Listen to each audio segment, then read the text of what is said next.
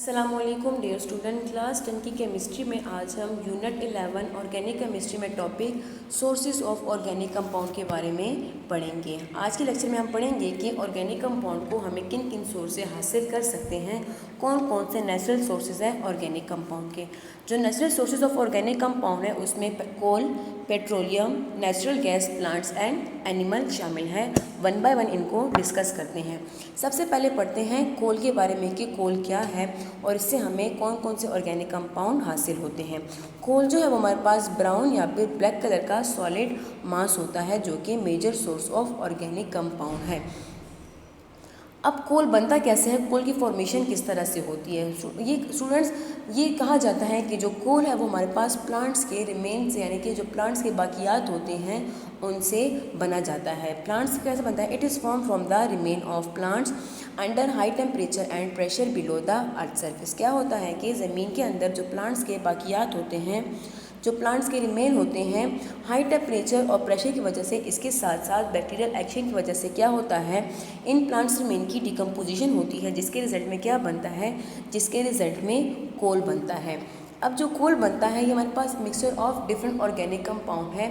इससे मुख्तलिफ़ किस्म के ऑर्गेनिक कंपाउंड हासिल किए जाते हैं। कोल से ऑर्गेनिक कंपाउंड किस तरह से हासिल किए जाते हैं? It is obtain by the destructive distillation of coal. Distillation का मतलब क्या होता है? डिस्टिलेशन का मतलब ऐसा प्रोसेस जिसमें हम किसी कंपाउंड को एयर की एब्सेंस में, यानी कि ऑक्सीजन की एब्सेंस में बर्न करते हैं। द प्रोसेस और the heating of a compound in the absence of air is called destructive distillation. Air का मतलब है यहाँ पे ऑक्सीजन, यानी कि ऑक्सीजन की एब्सेंस में जब हम किसी कंपाउंड को जलाते हैं तो उसको क्या कहा जाता है? उसको डिस्टिलेशन कहा जाता है। डिस्ट्रक्टिव डिस्टिलेशन ऑफ कोल का क्या मतलब है कि जब हम कोल को हवा की गैर मौजूदगी में, हवा की एब्सेंस में हीट करेंगे तो उसको क्या कहा जाएगा? उसको कहा जाएगा डिस्ट्रक्टिव डिस्टिलेशन ऑफ कोल। अब डिस्ट्रक्टिव डिस्टिलेशन ऑफ कोल से हमें कौन कौन से प्रोडक्ट्स हासिल होते हैं? During this process the coal is converted into coal gas, coke and coal tar and ammoniacal liquid which are the sources of other organic compound. जब कोल की डिस्ट्रक्टिव डिस्टिलेशन की जाती है तो इस दौरान कोल से कोल गैस, कोक, कोल तार और अमोनिकल लिक्विड बनता है, जिससे मज़ीद फर्दर और ऑर्गेनिक कंपाउंड बनाए जा सकते हैं। नेक्स्ट हमारे पास natural source of organic compound है पेट्रोलियम। पेट्रोलियम जो है it is the combination of two Latin words petra mean rock and oleum mean rock, यानी कि ऐसा रॉक जो कि, ऐसा ऑयल जो कि रॉक से निकाला जाता है, जो कि रॉक से हासिल किया जाता है। पेट्रोलियम जो है it is also the important source of organic compound. इसको हम डिफाइन कर सकते हैं, it may be defined as a dark brown colour and unpleasant smell liquid that consist of mixture of various hydrocarbon found in sedimentary rock of earth is called petroleum. Petroleum क्या है? एक dark brown colour का liquid होता है जिसकी क्या हो, unpleasant smell हो, यानी कि जिसकी नाखुशगवार या फिर गंदी स्मेल हो। इस पेट्रोलियम में क्या होता है? It consist of mixture of various hydrocarbon. क्या होता है? हमारे पास मिक्सचर ऑफ हाइड्रोकार्बन होता है जो कि कहाँ पाया जाता है? Found in the sedimentary rock of अर्थ, जो कि रॉक की सेडिमेंट में, यानी कि रॉक्स में, चट्टानों में पाया जाता है। इसी वजह से इसको पेट्रोलियम यानी कि रॉक ऑयल कहा जाता है। इस पेट्रोलियम को रॉक ऑयल, क्रूड ऑयल यानी कि खाम तेल और एंड लिक्विड गोल्ड यानी कि माया सोना कहा जाता है। पेट्रोलियम की कंपोजिशन क्या है, इसमें क्या क्या मौजूद होता है? तो petroleum consist of hydrocarbon majority of which are open and cyclic alkene. Petroleum में जो हमारे पास होते हैं वो हमारे पास सैचुरेटेड हाइड्रोकार्बन यानी कि अल्केन होते हैं, और उसके साथ साथ एरोमेटिक कंपाउंड भी शामिल होते हैं। एरोमेटिक कौन से कंपाउंड होते हैं? एरोमेटिक ऐसे कंपाउंड होते हैं जिनमें alternate, single and double bond, ऐसे साइक्लिक कंपाउंड होते हैं जिनमें alternate, single and double bond मौजूद हों। पेट्रोलियम को यूज़ कहाँ कहाँ किया जाता है? ये पेट्रोलियम जो रॉक से निकाला जाता है ये हमारे पास क्या होता है? हमारे पास प्योर फॉर्म में नहीं होता, इसको प्योरीफाई किया जाता है। इस प्योरीफिकेशन को कहा जाता है रिफाइनिंग। तो रिफाइनिंग के बाद पेट्रोलियम से क्या क्या हासिल किया जाता है? इससे पेट्रोल, डीजल, केरोसिन ऑयल हासिल किया जाता है, जिसको एज अ फ्यूल यानी कि ईंधन के तौर पे इस्तेमाल किया जाता है। रिफाइनिंग के दौरान इन ऑयल के अलावा इनसे रबर, प्लास्टिक और एक्सप्लोसिव मटेरियल भी हासिल किए जाते हैं, यानी कि इनसे इस तरह के प्रोडक्ट हासिल किए जाते हैं जिनसे रबर, प्लास्टिक और एक्सप्लोसिव, इसके अलावा जो वैक्स होती है, जो कैंडल होती है, वो भी क्या हुए, वो पेट्रोलियम की रिफाइनिंग से बनाए, पेट्रोलियम की रिफाइनिंग के दौरान हासिल किए जाते हैं। थर्ड हमारे पास natural source of organic compound है नेचुरल गैस। जो कुदरती गैस होती है ये भी क्या है, ये भी हमारे पास major source of organic compound है। Natural gas is also a natural source of organic compound. It may be defined as a flammable gaseous mixture consisting of low molecular hydrocarbons found naturally inside earth is known as natural gas. Natural gas क्या है, एक flammable gaseous mixture है। Flammable का मतलब होता है ऐसे जो कि आग को आसानी से पकड़ सके, आसानी से जलते हो, जिसमें क्या होता है, जो कि मिक्सचर होता है लो मोलिकुलर हाइड्रोकार्बन, यानी कि जो कि जिसमें लो मोलिकुलर हाइड्रोकार्बन होते हैं। हाइड्रोकार्बन जिनमें यानी कि कार्बन और हाइड्रोजन के कंपाउंड होते हैं।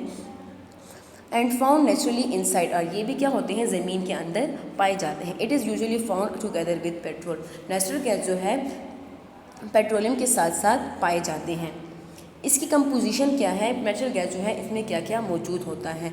नेचुरल गैस जैसे कि हमने कहा it is the mixture of low boiling point hydrocarbon. अब इनमें कौन कौन से हाइड्रोकार्बन होते हैं, इसमें बेसिकली सेचुरेटेड हाइड्रोकार्बन यानी कि अल्कीन होते हैं, जिसमें 85% मीथेन होता है।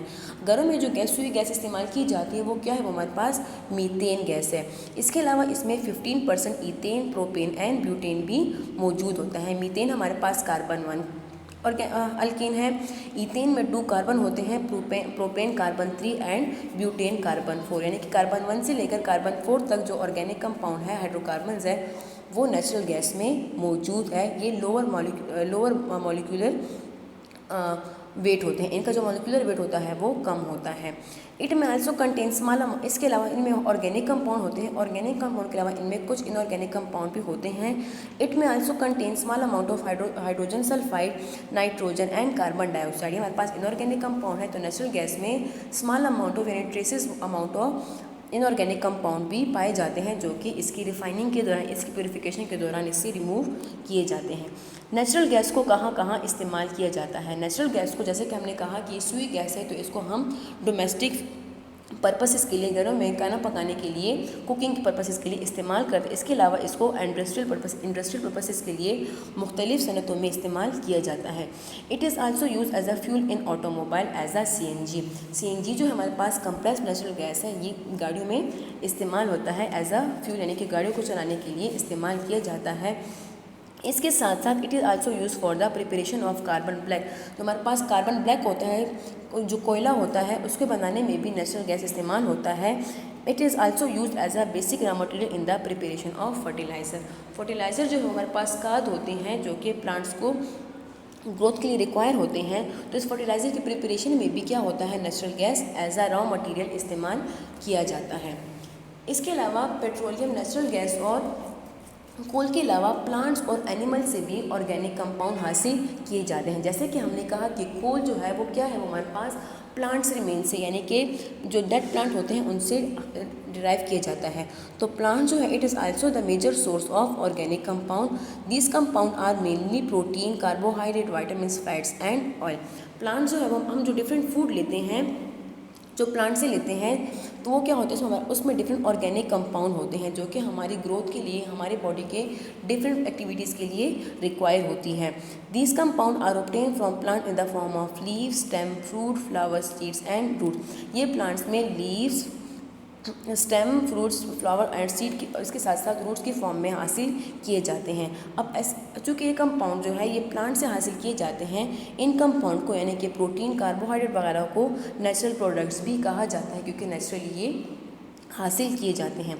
इसके साथ साथ एनिमल जो है, एनिमल्स भी good source of organic compound है, यानी कि बहुत सारे, जैसे कि प्रोटीन या फिर फैट्स है, ये हम एनिमल से लेते हैं, जैसे कि एग, मीट या फिर जो बटर, मिल्क है, ये हमारे पास ऑर्गेनिक कंपाउंड है, जो कि हम एनिमल से हासिल कर सकते हैं। तो एनिमल और प्लांट्स भी क्या है, हमारे पास सोर्स ऑफ ऑर्गेनिक कंपाउंड है। इसके अलावा जो एनिमल की डेथ हो जाती है, जो ह्यूमन एनिमल के रिमेन होते हैं, उनकी डिकम्पोजिशन से क्या होता है, उनकी डिकम्पोजिशन से पेट्रोलियम बनता है।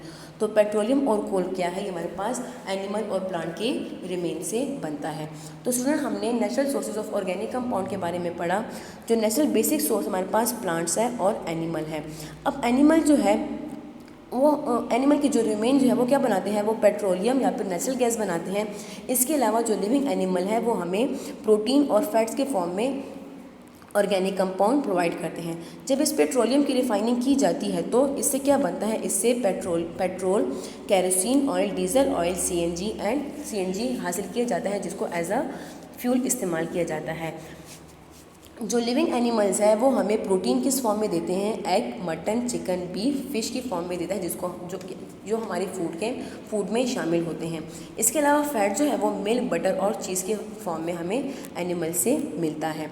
अब प्लांट्स के भी दो सोर्सेज हैं, living source and dead source. जो डेड सोर्स वो क्या देता है, वो हमें कोल देता है, और जो लिविंग सोर्स है उससे हमें carbohydrate, protein, vitamins and oil, यानी कि क्या हमारे खुराक में शामिल है। कार्बोहाइड्रेट जो है प्लांट से किस फॉर्म में हमें मिलता है, वीट, मेज, पोटैटोज, बार्ली एंड राइस के फॉर्म में। प्रोटीन जो है पल्सेस और बीन्स के फॉर्म में मिलता है। विटामिन जो है डिफरेंट फ्रूट्स में मौजूद होता है, जबकि जो ऑयल है palm oil, olive oil, soybean oil, plant से मुख्तलिफ किस्म के ऑयल इस्तेमाल की जाती है। तो ये कि हमारे पास सोर्सेज ऑफ ऑर्गेनिक कंपाउंड है। ये थे हमारे पास natural sources of organic compound. इसके अलावा जो ऑर्गेनिक कंपाउंड है ये आर्टिफिशियली लेबॉर्ट्री में भी सिंथेसाइज किए जा सकते हैं। अब पढ़ते हैं हम यूजेस ऑफ ऑर्गेनिक कंपाउंड के बारे में। सबसे पहले पढ़ते हैं use of organic compound as a food. Organic compound को खुराक के तौर पे भी इस्तेमाल किया जाता है। The food we eat in our daily life such as milk, meat, egg, vegetation etcetera consist of carbohydrate, protein, vitamin. रोज़मर्रा की ज़िंदगी में हम जो खुराक लेते हैं उसमें प्रोटीन, कार्बोहाइड्रेट और विटामिन शामिल होते हैं। ये प्रोटीन, कार्बोहाइड्रेट, विटामिन क्या है, ये हमारे पास ऑर्गेनिक कंपाउंड है। यूज़ एज अ क्लॉथिंग, जो कपड़े हम पहनते हैं ये क्या है, ये हमारे पास ऑर्गेनिक कंपाउंड है। The cloth we wear are made up of fibre, this fibre are either natural such as cotton, silk, wool. ये जो फाइबर है ये तो या तो नेचुरली होता है, कुदरती तौर पर पाया जाता है, या फिर इसको आर्टिफिशियली सिंथेसाइज किया जाता है, जैसे कि नायलॉन, पॉलिएस्टर एंड एरिसाइक्लिक। ये क्या है, हमारे पास पॉलीमर है जो कि ऑर्गेनिक कंपाउंड से डिराइव किए जाते हैं। तो हमारे पास जो कॉटन, वूल और सिल्क है या फिर जो नायलॉन वगैरह है ये क्या है, ये ऑर्गेनिक कंपाउंड है, जिसको एज अ फाइबर क्लॉथिंग इस्तेमाल किया जाता है। ऑर्गेनिक कंपाउंड को मेडिसिन के तौर पे भी इस्तेमाल किया जाता है, यानी कि जो प्लांट्स है उनमें डिफरेंट ऑर्गेनिक कंपाउंड होते हैं, प्लांट की जो डिफरेंट जड़ी बूटियाँ होती हैं उसको ऐसा मेडिसिन इस्तेमाल किया जाता है। इसके अलावा लेबॉर्ट्री में भी प्लांट से मुख्तलिफ़ किस्म की मेडिसिन जैसे एंटीबायोटिक, एंटी मलेरियल और एंटी इन्फ्लेमेटरी मेडिसिन बनाई जाती है, जो कि क्या है, जो कि ऑर्गेनिक कंपाउंड है। Most of the medicine that we use are organic compound, that these are naturally synthesise from plants and are use in medicine. हमारे पास बहुत सारे मेडिसिन जो है ये क्या है, ये ऑर्गेनिक कंपाउंड है, जो कि प्लांट से नेचुरली हासिल किए जाते हैं या फिर इनको आर्टिफिशियली लेबॉर्ट्री में सिंथेसाइज किया जा सकता है। Organic compound also use as a fuel, the fuel which we use such as petrol, diesel, compressed natural gas, coal and natural gas are organic compound. Natural gas जो हम घरों में cooking के तौर पर इस्तेमाल करते हैं, कोल जो है जो लकड़ी वगैरह है जिसको जलाने के काम आता है, ये कि हमारे पास ऑर्गेनिक कंपाउंड है। इसको ईंधन के तौर पर मुख्तलिफ काम करने के लिए इस्तेमाल किया जाता है, गाड़ी चलाने के लिए या फिर घरों में कुकिंग पर्पसेस के लिए इसको इस्तेमाल किया जाता है। यूज़ एज आ केमिकल मटेरियल, अब ऑर्गेनिक कंपाउंड जो है इससे मुख्तलिफ किस्म के केमिकल मटेरियल भी बनाए जा सकते हैं। The chemical that we use such as rubber, paper, ink, plastic, fibres, fertiliser, pesticide, insect, ये हमारे पास डिफरेंट केमिकल्स हैं जो कि क्या है, जो कि ऑर्गेनिक कंपाउंड से हासिल किए जाते हैं। Cosmetics, paint, detergent etcetera all are the organic compound. Different chemical जो हम रोज़मर्रा की ज़िंदगी में इस्तेमाल करते हैं, तो ये क्या है, डिफरेंट, ये हमारे पास ऑर्गेनिक कंपाउंड है।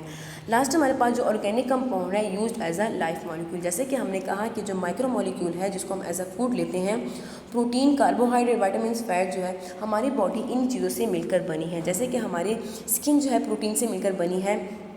इसके अलावा ये जो प्रोटीन, कार्बोहाइड्रेट वगैरह है ये हमारे बॉडी को ग्रोथ के लिए और डिफरेंट फंक्शन परफॉर्म करने के लिए रिक्वायर होते हैं। तो ये हमारे बॉडी में मुख्तलिफ किस्म में मौजूद होती हैं। Thousand of organic molecules are taking part in our body function. There are 4 main group of organic molecule that are carbohydrate, protein, lipids and nucleic acid that can combine to build cell and their part. ये protein, carbohydrate, lipid और nucleic acid क्या करते हैं, ये आपस में मिलकर हमारी बॉडी के मुख्तलिफ सेल्स बनाते हैं जिससे हमारा बॉडी बनती है। इन मॉलिक्यूल को चूँकि हमारी बॉडी बनाते हैं, हमारी लाइफ के लिए ज़रूरी है, इसलिए इनको लाइफ मॉलिक्यूल भी कहा जाता है। तो स्टूडेंट आज के लेक्चर में हमने different sources of organic compound and uses of organic compound के बारे में पढ़ा। शुक्रिया।